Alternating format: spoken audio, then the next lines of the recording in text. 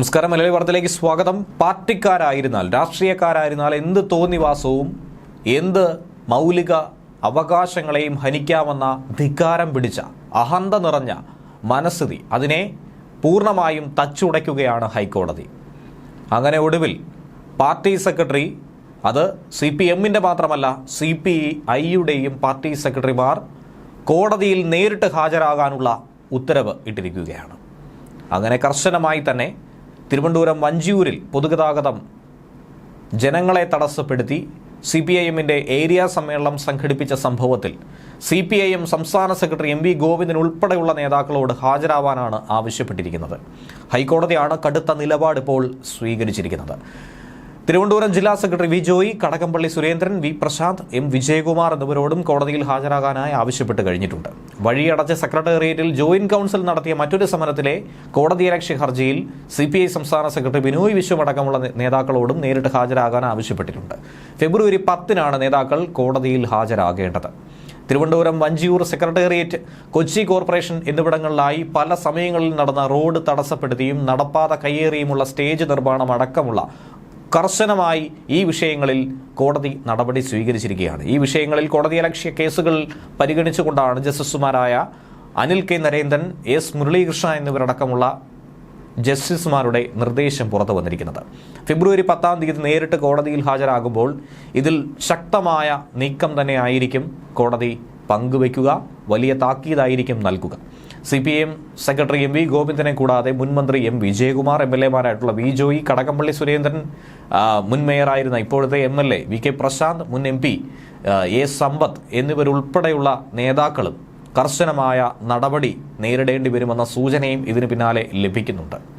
Police വഞ്ചിയൂരിൽ road അടച്ചുകെട്ടി സമ്മേളനം നടത്തിയതിന് case എടുത്തിട്ടുണ്ടായിരുന്നു. പോലീസിനും കോടതിയുടെ ഭാഗത്തു നിന്നും രൂക്ഷമായ വിമർശനം കേൾക്കേണ്ടി വന്ന ഒരു സംഭവമായിരുന്നു അത്. വഞ്ചിയൂരിലെ പൊതുയോഗം പ്രതിഷേധത്തിന്റെ ഭാഗം പോലുമല്ലായിരുന്നെന്നും സാധാരണ ഓഡിറ്റോറിയത്തിൽ നടത്തുന്ന പരിപാടിയായിരുന്നുവെന്നുള്ള കാര്യമാണ് കോടതി നിരീക്ഷിച്ചതും പിന്നാലെ വിമർശനം നടത്തിയതും.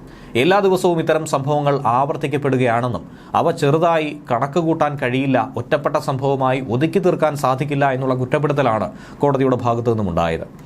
വഞ്ചിയൂരിൽ റോഡ് കെട്ടിയടച്ച ദിവസം മുഴുവൻ യാത്രക്കാരെയും വലച്ച ഈ സംഭവം വലിയ ചർച്ചാ വിഷയമായി മാറിയിരുന്നു. മാധ്യമങ്ങളടക്കം ജനങ്ങളുടെ പ്രതികരണം പുറത്തു കേട്ടിരുന്നു.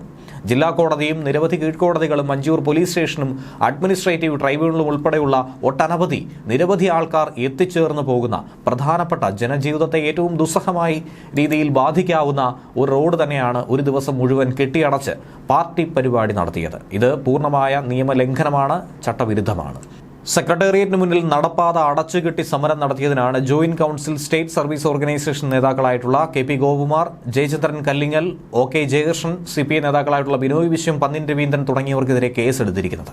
കൊച്ചിൻ കോർപ്പറേഷന് മുന്നിൽ നടത്തിയ ധർണയുടെ പേരിലാണ് കോൺഗ്രസ് MLA TJ വിനോദ്, മുൻ മന്ത്രി Dominic Presentation, DCC president Muhammad Shiyas തുടങ്ങിയവർക്കെതിരെയും കേസെടുത്തത്. ഇവരെല്ലാം തന്നെ കോടതിയിൽ നേരിട്ട് ഹാജരാകണമെന്നാണ് ഡിവിഷൻ ബെഞ്ച് പറയുന്നത്. നേതാക്കൾ ഹാജരാകുന്ന കാര്യത്തിൽ ഒരു തരത്തിലുള്ള വിട്ടുവീഴ്ചയും കോടതിയുടെ ഭാഗത്തു നിന്നും പ്രതീക്ഷിക്കേണ്ടതില്ല എന്നും കർശനമായി തന്നെ പറഞ്ഞിട്ടുണ്ട്. ഈ വിഷയങ്ങളെ ഒന്നും തന്നെ ലഘുവായി നോക്കിക്കാണാൻ കഴിയില്ല. ഇത്തരത്തിൽ റോഡ് കയ്യേറിയും മറ്റ് സമരങ്ങളും പരിപാടികളും ഒക്കെ സംഘടിപ്പിക്കുന്നതും ഇത് ആവർത്തിച്ചു കൊണ്ടിരിക്കുന്ന ഒരു സംഭവമായി മാറുകയും ചെയ്യുകയാണ്. കോടതിയിൽ ഹാജരാകുന്നതിൽ നിന്നും ചീഫ് സെക്രട്ടറി, സംസ്ഥാന DGP എന്നിവരെ മാത്രം ഒഴിവാക്കുന്നുവെന്നാണ് കോടതി പറഞ്ഞത്. നേരത്തെ അവർക്കുള്ള കൃത്യമായ നിർദ്ദേശം കോടതി നൽകിയിട്ടുണ്ടായിരുന്നു. CPM പാളയം ഏരിയ സമ്മേളനത്തിനായി ഒരുക്കിയ വേദിയായിരുന്നു ഈ വിവാദങ്ങൾക്കൊക്കെ തന്നെ കാരണമായി തുടങ്ങിയത്.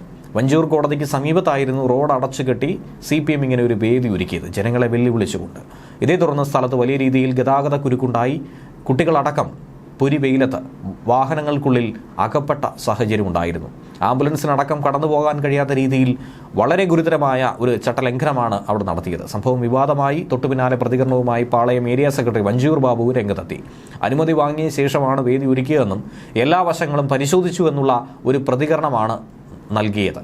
പക്ഷേ അതൊന്നും തന്നെ മറുപടിയായിരുന്നില്ല, അതൊന്നും തന്നെ ന്യായീകരണമാവുകയും ചെയ്യില്ല. അപ്രതീക്ഷിതമായി റോഡ് അടച്ചതുകൊണ്ട് തന്നെ വഴിയിൽ കുടുങ്ങേണ്ടി വന്നവരിൽ സ്കൂൾ കുട്ടികളും രോഗികളും കോടതിയിൽ എത്തേണ്ടവരും ഒക്കെ തന്നെ ഉണ്ടായിരുന്നു.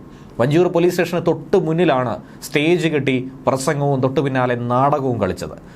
സമ്മേളനത്തിന് പുറകെ നാടകം നടത്തിയതോടെയാണ് വിമർശനം കൂടുതൽ കടുത്തത്. 500 പേർക്കെതിരെയാണ്, കണ്ടാലറിയാവുന്ന 500-ലധികം ആളുകൾക്കെതിരെയാണ് പോലീസ് ഇപ്പോൾ കേസെടുത്തിരിക്കുന്നത്. ന്യൂസ് ഡെസ്ക് മലയാളി വാർത്ത ഇൻസൈറ്റ്. ചെയ്യുക.